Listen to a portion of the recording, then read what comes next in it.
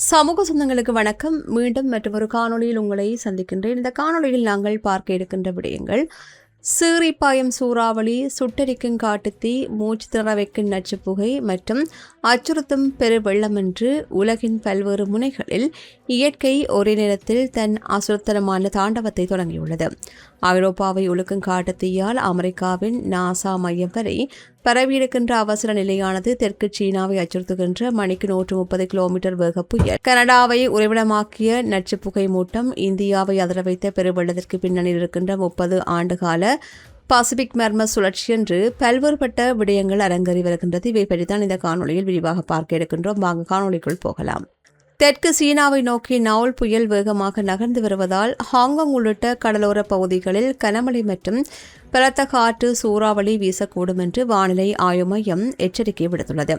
தென் சீன கடலின் வடகிழக்கு பகுதியில் நகர்ந்து வருகின்ற நவுல் புயல் கிழக்கு குவாங்டாங் மாகாண கடற்கரையை நெருங்கியுள்ளது. புயலின் மையப்பகுதியில் மணிக்கு 130 கிலோமீட்டர் வேகத்தில் பலத்த காற்று வீசி வருகின்றது.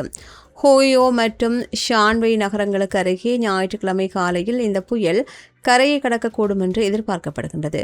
சனிக்கிழமை மற்றும் ஞாயிற்றுக்கிழமைகளில் தென்கிழக்கு குவாங்டாங், தெற்கு புஜியாங் ஆகிய பகுதிகளில் இடியுடன் கூடிய கனமழை மற்றும் திடீர் வெள்ளப்பெருக்கு ஏற்பட வாய்ப்புள்ளதாக சீன தேசிய வானிலை மையம் அறிவித்துள்ளது. புயல் தாய்வான் தீவை விட்டு விலகிச் சென்றாலும் அதற்கு தெற்கு மற்றும் கிழக்கு பகுதிகளில் மழைப்பொழிவு இருக்கும் என்று தாய்வான் வானிலை நிர்வாகம் தெரிவித்துள்ளது. சீனாவில் ஏற்கனவே இந்த மாத தொடக்கத்தில் மேசாக் மற்றும் பாவி ஆகிய புயல்கள் தாக்கியதில் 20 லட்சத்துக்கும் அதிகமான மக்கள் பாதுகாப்பான இடங்களுக்கு வெளியேற்றப்பட்டார்கள். இந்நிலையில் தற்போது நவுல் புயலும் நெருங்கி வருவதால் கடலோர மக்கள் மிகுந்த எச்சரிக்கையுடன் இருக்குமாறு அதிகாரிகள் அறிவுறுத்தியுள்ளார்கள். அடுத்து மேற்கு ஐரோப்பாவில் நிலை வருகின்ற கடும் வெப்ப அலை, வறண்ட காலநிலை மற்றும் பலத்த காற்று காரணமாக பிரான்ஸ் மற்றும் ஸ்பெயினில் சமீபத்திய ஆண்டுகளில் இல்லாத அளவிற்கு மோசமான காட்டுத்தீ பரவி வருகின்ற நிலையானது பெரும் நெருக்கடியை ஏற்படுத்தியுள்ளது. வேகமாக பரவி வருகின்ற தீயினால் 14,000 ஹெக்டேருக்கும் அதிகமான நிலப்பரப்பு சாம்பலாகியுள்ளது. சுற்றுலா தலங்கள் பல பாதிக்கப்பட்ட நிலையில் 10,000க்கும் மேற்பட்ட மக்கள் தரை மற்றும் கடல் வழிகளாக பாதுகாப்பான இடங்களுக்கு வெளியேற்றப்பட்டார்கள். தலைநகர் மேட்ரிட் மற்றும் அதன் சுற்றுவட்டார பகுதிகளில் தீ தீவிரமடைந்துள்ளது. தீப்பிழம்புகள் அபாயகரமாக நெருங்கியதால் அங்குள்ள அமெரிக்காவின் நாசா ஆழ் விண்வெளி தொடர்பு மையம் முன்னெச்சரிக்கையாக காலி செய்யப்பட்டுள்ளது. தீயணைப்பு படையினரின் போராட்டத்திற்கு உதவும் வகையில் ஐரோப்பிய ஒன்றிய நாடுகள் சிறப்பு தீயணைப்பு விமானங்களை அனுப்பியுள்ளன. நீண்டகால வறட்சி மற்றும் கடும் வெப்ப அலைகளே இத்தகைய தீவிர காட்டுத்தீக்கு முக்கியமான காரணம் என்றும் காலநிலை மாற்றத்தின் விளைவாகவே ஐரோப்பாவில் இதுபோன்ற ஆபத்தான சூழல்கள் தொடர்ந்தும் அதிகரித்து வருவதாகவும் விஞ்ஞானிகள் எச்சரித்துள்ளார்கள். கனடாவின் கல்கரி நகரில் காற்றின் தரம் மிகவும் ஆபத்தான நிலைக்கு சரிந்துள்ளதாக சுற்றுச்சூழல் மற்றும் காலநிலை மாற்றத்துறை எச்சரித்துள்ளது. வெள்ளிக்கிழமை காலை நிலவரப்படி காற்றுத்தர சுகாதார குறியீடு என்ற மிக ஆபத்து அதிகமுள்ள அளவை எட்டியுள்ளது. பக்கத்து மாநிலமான பிரிட்டிஷ் கொலம்பியா மற்றும் அமெரிக்காவின் வாஷிங்டனில் தொடர்ந்தும் எரிந்து வருகின்ற காட்டுத்தீயில் இருந்து எழுந்த அடர்ந்த புகையானது இதற்கு காரணம் என்று கூறப்படுகின்றது. கல்கரி மட்டுமின்றி எட்ரி உள்ளிட்ட சுற்றியுள்ள பகுதிகளும் பாதிக்கப்பட்டிருக்கின்றன. நகரில் கடந்த 2 வாரங்களாக 30 பாகை சிக்கும் அதிகமான வெப்ப அலை நீடித்து வருகின்றது. வெள்ளிக்கிழமை 32 பாகை சி வரையில் வெப்பம் உயரக்கூடும் என்றும் எதிர்பார்க்கப்பட்ட நிலையில் அடர்ந்த புகைமூட்டம் சூரிய ஒளியை மறைப்பதால் வெப்பநிலை சற்று குறைய வாய்ப்புள்ளது.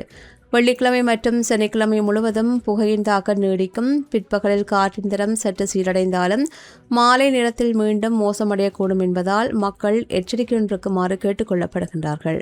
அடுத்து குஜராத்தின் பல பகுதிகளில் சமீபத்தில் 400 மில்லிமீட்டருக்கும் அதிகமாக பெய்த பேரழிவு மழைக்கு எல்னினோ மட்டுமே காரணமா என்ற கேள்வி எழுந்துள்ள நிலையில் பசிபிக் 10 ஆண்டு அலைவு எனும் நீண்டகால கடல் வளிமண்டல சுழற்சியின் சாத்தியமான தாக்கம் குறித்து விஞ்ஞானிகள் தற்போது ஆய்வு செய்து வருகின்றார்கள்.